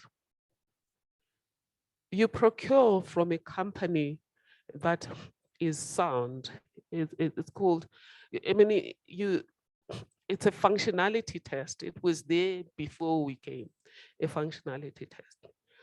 So how do you procure a company that doesn't have the money, that then asks you for a deposit to be paid in advance so that it can pay for the company that it's buying? So if it doesn't have money to buy the company that it's buying, how will it have money to sustain the business? So those are things that even Gogo Dlamini, who sells amagwinya, will understand if we put it in those simple terms and say, no, this is just what you were checking here. And the company that gets preferred is a company that is co-owned by people who have openly said they're the president's friends and his son. The company was co-owned by the president's son. And so I just think that those things should be then discussed, and then civil society then becomes a bulwark for social accountability. However, that takes me to the next question that was asked by Mr. Kochana about the NPOs. No, before Mr. Kochana, somebody asked a question about if I'm saying, no, it was Professor from Mangosuthu University. I didn't get your name, dear colleague. University of Technology, asking, just first, your first question was around how do we get the people involved then? I've already answered that. Part of it is we summarize this. Secondly, we then look at the amounts of money involved and look at what each amount could buy. The money that has been returned now, for example, from Trillion and many of the other companies that were illegally involved or illicitly involved, and then look at if we had lost that money, if there was no state capture investigation, what would have happened? But secondly, we also talk to people about the importance of justice in a democracy, because corruption is a violation of justice. If one person is going to buy their way into things, including out of accountability, is that fair? And can the system function if others buy their way out of it? And then you then ask, do corruption laws need an amendment, yes or no? Yes. We need to simplify the Prevention and Combating of Corrupt Activities Act. You notice that I didn't use that definition from the prevention, but because I needed my notes to give you that definition. Whereas the transparency definition is very easy. Abuse of entrusted power for private gain. Ours is a very long definition of corruption. And we also need to improve the process itself, what should happen. At the moment, there's multiple institutions. I think it's up to we'll hear from the commission whether the polycentric accountability framework that we have should be retained or whether there should be one process owner. Then Jimmy, Kodra, NPO networks, about people potentially abandoning us. Your big question there was how do we ensure that we activate active citizenship? There is active citizenship. The fact that we are here, we are citizens and we are active citizens. The idea, what we want to do is we have 4,392 wards. We want to activate all of those wards. And that also active citizenship should not have a class. You see, because those who don't have access to levers of power keep quiet when they suffer injustice. But being quiet does not mean agreeing with the injustice. And that reminds me of during apartheid, Alexander Fentel, who's a priest, talked about what happened between him and their gardener when he was a boy. And he says his mom told him to go and give tea to the boy. And he obviously, and then said, don't give him the sugar basin because they use too much sugar. So he poured the sugar for him, and then he took a jam tin, not a cup, a jam tin, to give it to the guy. Then he called him, boy, come here and take your tea. And the man came to take the tea. This was a grown man, old enough to be his father. And he says, when he looked at this guy said, the older guy said, Danke Maybas. But the look in his eyes just showed the seething anger beneath that seemingly polite acceptance of status. So that takes me to ordinary people. We always say there's apathy. It's apparent apathy. They're not apathetic. They're just not finding the levers of democracy amenable to them. I mean, if you think about all of these commissions that president is appointing, it's educated people who then have access to the president, who then can make avenues for access for people linked to them, and therefore they have access to levers of power. And then Gogo Dlaminis don't have access to levers of power, but they want things to change. So they let it boil, boil, and boil. And then when somebody gaslights them, as we saw happen in July 2021, we see an outpouring. And according to the Reserve Bank, with the growing problems around food, and the chance that bread is going to go up because of the wheat problem linked to Ukraine, we should be expecting more around that. So it's not that the rest of society is not active. They're just active in their own way, but they find themselves hitting a brick wall when it comes to some of these issues. And then when it comes to corruption, they react to specific things when they're affected. The majority of people react to specific things like the firing of Minister Nene, so the rent drop and people could see it's gonna harm us. And the PPE, they saw how it harmed them. On these other things, we need to work with them. But the World Bank has a lot of research that shows that when we insist on transparency and people can see what's happening, especially at local government, people then are active and they hold government accountable. When council meetings are made transparent and everyone knows when the council meeting is happening. And now actually with social media, it should be possible to make every council meeting open to members of the public. Of course, not every Kokotlamini is going to go there. What can we do from our side? I think we go back to civil society on two tickets though this time. On what do you need from democracy, which Tuma has already started, and I think others have already started. I saw the IEC yesterday also started. What do you need from democracy to make your life just? But secondly, what are your thoughts on corruption and what are you going to do about state capture? And then explain to them the link between what they want and corruption, but also an offer for what are we going to do to improve their lives, which takes me, Mr. Tsotetsi, to the president. I think maybe the president should get somebody in his office to do an audit of his engagements and just look at who has access. And it's not, I mean, I'm only starting with this president, but it's been the case with every president.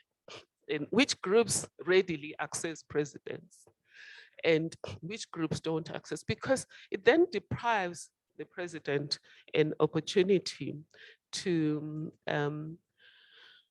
hear from everyone. I know there are presidential imbizos, but the problem with presidential imbizos, like all imbizos, is that they happen when others are at work and those who are working are not involved. So there should be maybe structures where groups like this also, once a year, the president meets the NPO sector. I know the president meets the Chapter 9 institutions, so that's good for them. But civil society meeting, and the president doesn't have to take what the civil society is saying, but it just gives him a variety of options. I'm not saying the president doesn't meet civil society. It's just a question of who. Again, I wrote an article in 2017 about state capture, where I said capture is not a new thing. When in California they came up with sunshine laws, they were worried about policy capture, where those with monies try to bargain for their policies by using their funding money.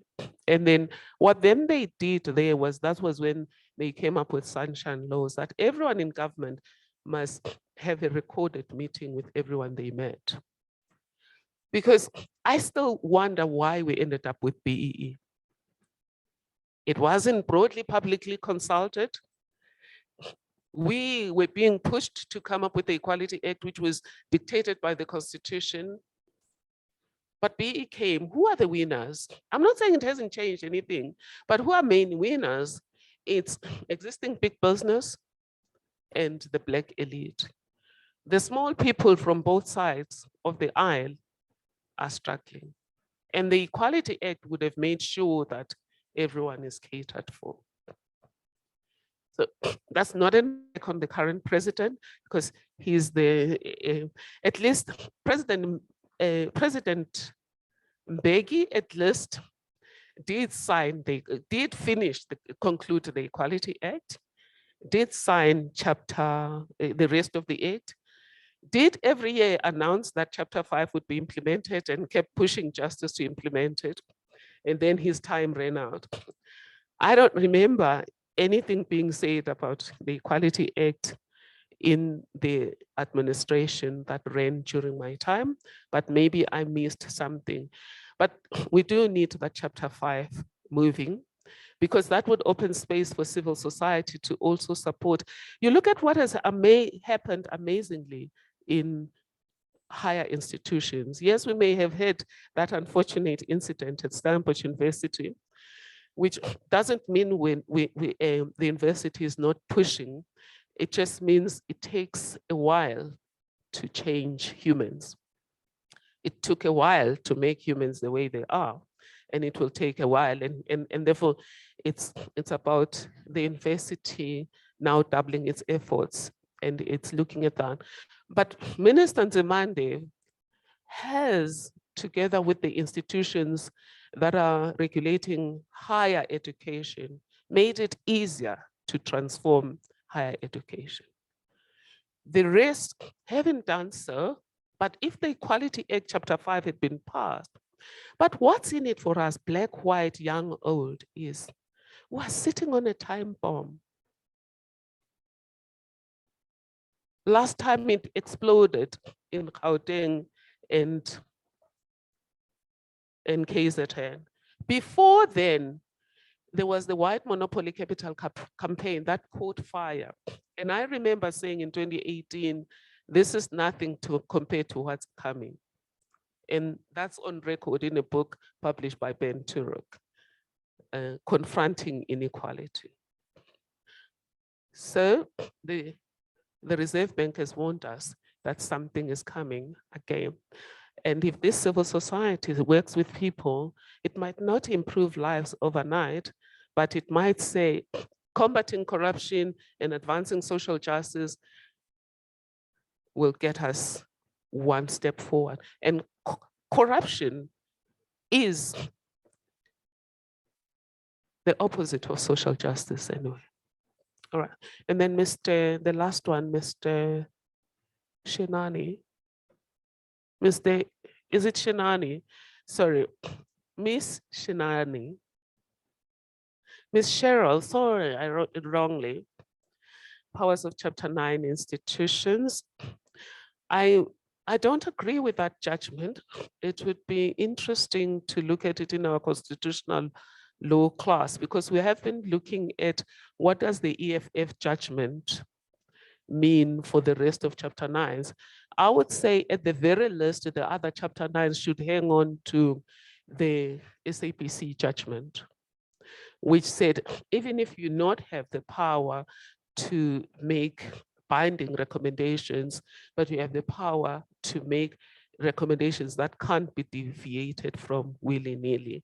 And it's not true that the Human Rights Commission does not have the power to correct human rights violations. And I'm sure that's not a constitutional court judgment. I'm glad it's not a constitutional court judgment, but what it says to the Chief Justice, which we can send a whisper to Mr. To Prof, even though we know it's not your business, but that we think that acting judges now need to be selected the same way as judges, because they determine people's lives. To say that, okay, you can appeal, many Kokotlaminis don't have the money to appeal. So a person's jurisprudence, ability, grasp, I mean, some of the Kokotlamini cases of the power protector that have been sent back by acting judges make me cry. I mean, the NEF judgment literally made me cry. And I still use it in my class to just make sure that I'm not wrong in saying this is a horrendously unjust judgment. I use it in my class on social justice and also in administrative law class to get others to look at it. And at the moment, there's consensus that that's an unjust judgment, because we are a democracy where ultimately, our constitution says we are seeking to build a new democracy based on social justice, democratic values, and fundamental human rights. So every judgment should consider, is this transformative to create the society envisaged in the Constitution? Check a report written, an article now written in the South African Law Journal. No, I think it's the Constitutional Code Journal by Dennis Davis, about the need for judges to bear in mind the constitutional vision and guardrails in every area of the law. So that judgment is incorrect. From the World Assembly,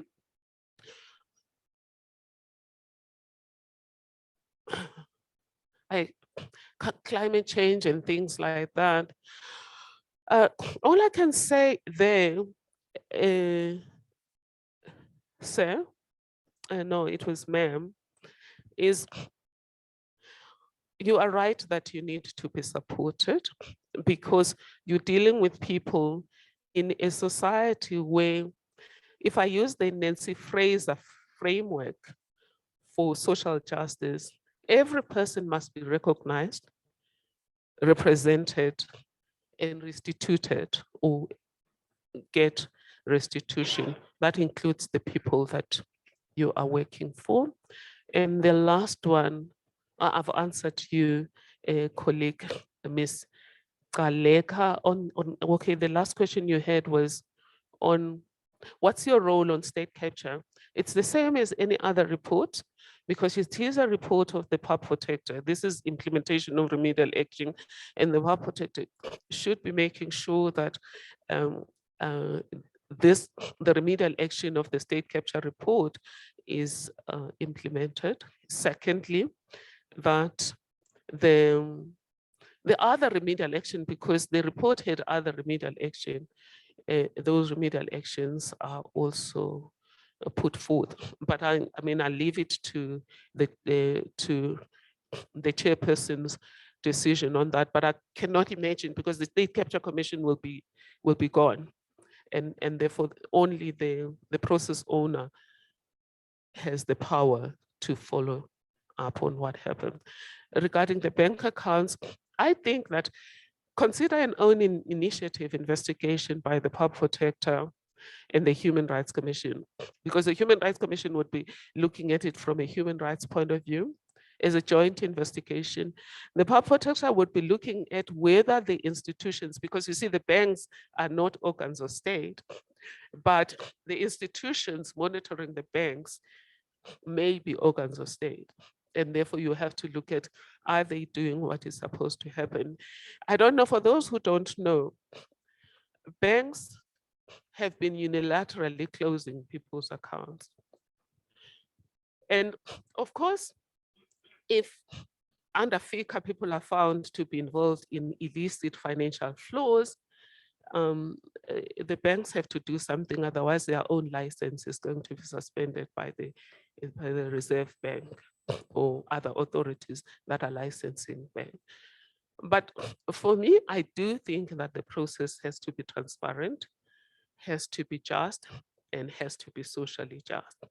In the one case that we discussed in class, based on what we had read in the media, which the banks had not denied, was the person said, the banks just said, his company has been in the media negatively for too long, and therefore this is a reputational damage for them. Which then brings to question the issue of Glencore then, because people have been saying, if that's the case, then why do companies linked to Steinhoff still have bank accounts? Why why has Glencore not lost his account, etc.? So I think there has to be something more specific about when should banks withdraw accounts. Again, Dennis Davis, in that article, it doesn't deal with the bank issue, but it deals with the fact that we tend to be reluctant in the courts to bring common law closer to justice. We find it easier to push back against abuse of state power by the state. We find it easier to push back against customary law people.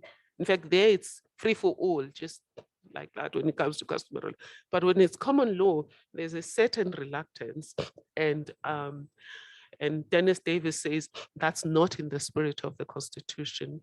In the spirit of the Constitution, everything must work to create that society envisaged in the Constitution. And that's a socially just society where everyone equally enjoys all human rights and freedoms. Thank you.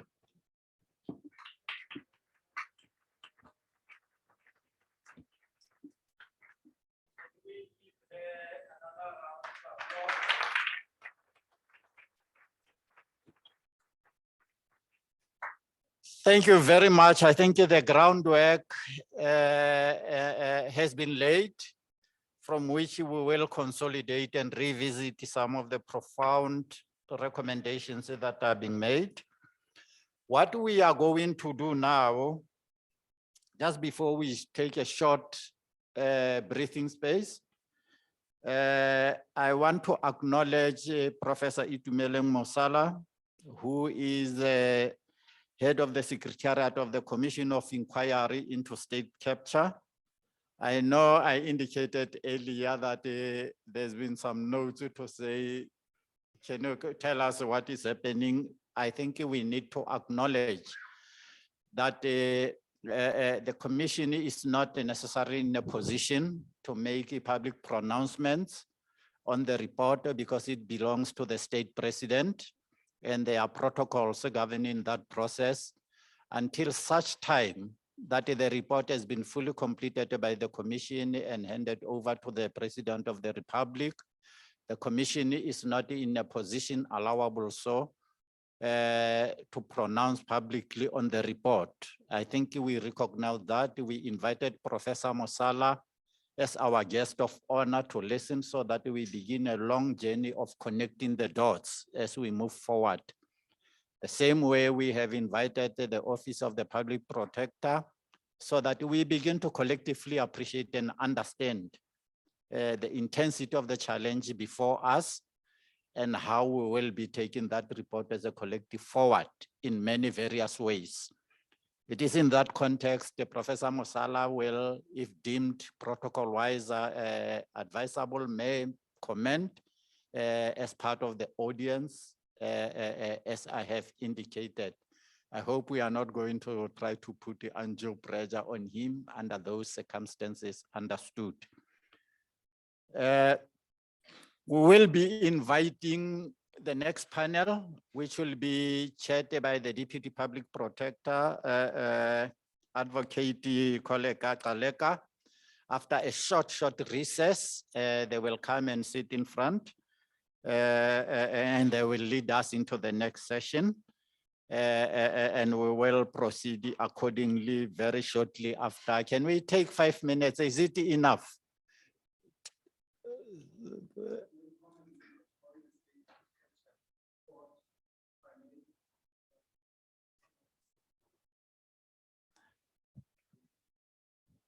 Just very briefly before we leave the process. If I may, I just want to, is it on? Yeah. I just want to say thank you very much to yourselves, Kagiso Trust and all the colleagues who are here, but in particular to thank Professor for an exceptionally insightful input that we received this morning.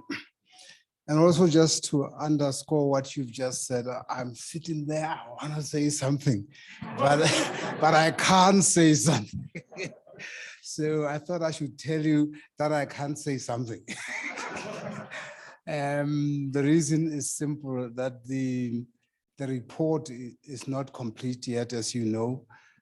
We have another 6 volumes, hopefully to do them by the middle of this month, but if you know us, you can, yeah. But there are 2 issues that came out of this morning, so I can't say anything about what's in the report. You are at liberty to do so because you are reading it. I'm inside it, still trying to make sure it happens. But I do want to just comment briefly on what the Prof said this morning. The one thing has to do with the link between corruption and justice. I really think that that is just so powerful, just so very, very powerful. And as civil society or civic society, if we take off from that premise, our response to the Zondo Commission reports will be just on point. Let me tell you why I say so. Way back, I was a student in Manchester, in the UK, when I started to do my postgraduate work. And I had just come out of a hot South Africa, and I just wanted to find out what are the tools of revolution. That's all I was interested in. Being a theologian, I wasn't sure whether I can go to the camps and go pick up those other tools. So I decided to do a dissertation, an honors dissertation on social justice through violent revolution. And I thought that would be an area where I can pick up my tools for coming back to take the country back to its rightful owners. And then I finished that and I tried to do an MA degree. And I also thought justice is the thing that I want to do. I had a supervisor from Eastern Europe, Latvia. His parents had come to England as refugees some time back, and he grew up in the UK. So I said to him, I want to do something on social justice. He says to me, you know what? Don't you want to do it on corruption? So I said, corruption, what for? I'm interested in justice. There's no corruption problem in my country, or there won't be a corruption problem in my country. So I want to do it on justice. And he begged me for a long time and told me about his country and what happened, especially when the communists invaded Latvia and took over. The new group of people took over Latvia and ran it, local people plus people from outside and so on. And I said, no. And so I did an MA dissertation on social justice. When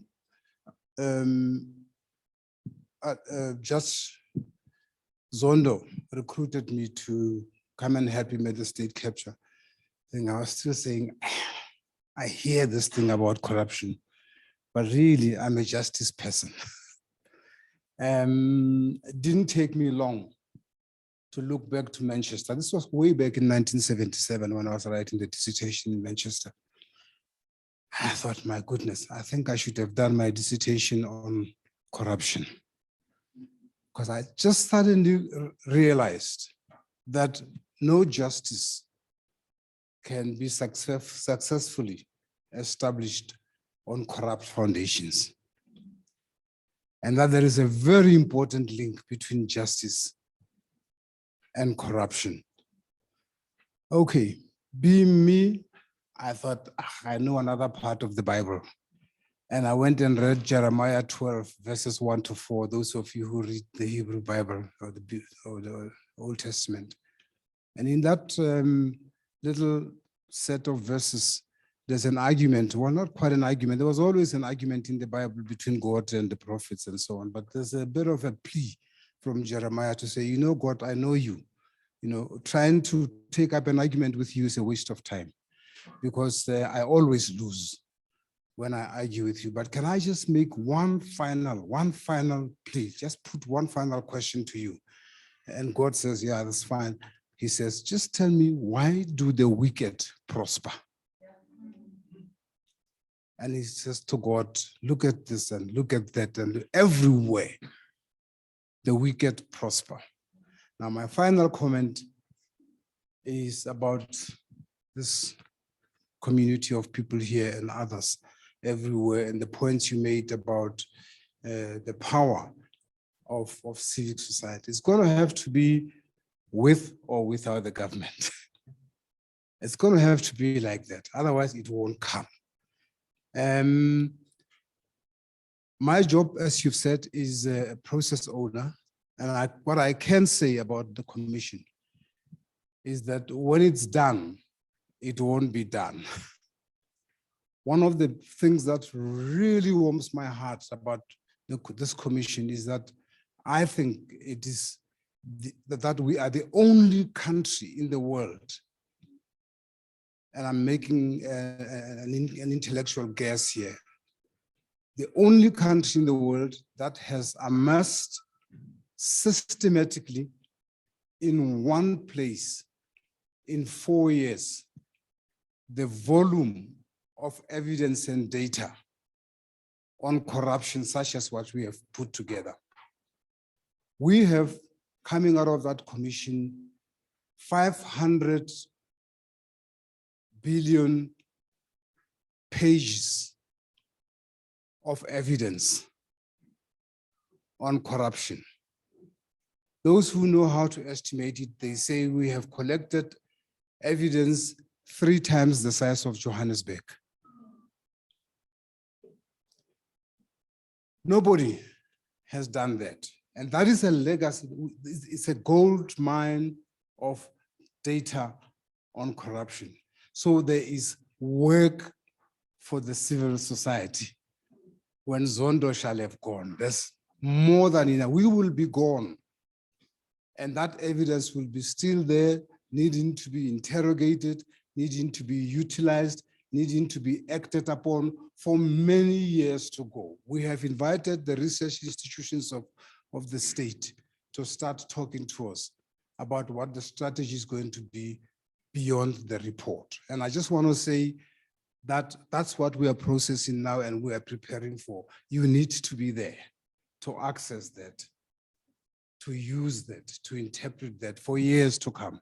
Thank you so much, sir.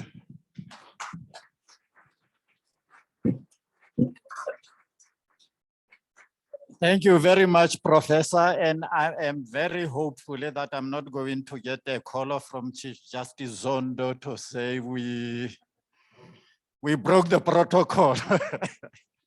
Thank you very much. My proposal is that the time now is 11:45. Can we be back by exactly 11:55 with the panel on the table so that we can proceed? And it would appear that we are going to request that we take our lunch at 1:30. So that we at least finish the next session. Another round of applause for them to go out. We can take a short break. Instead of 5 minutes, it's 10 minutes. Let us be back by 5 to 12. Thank you very much.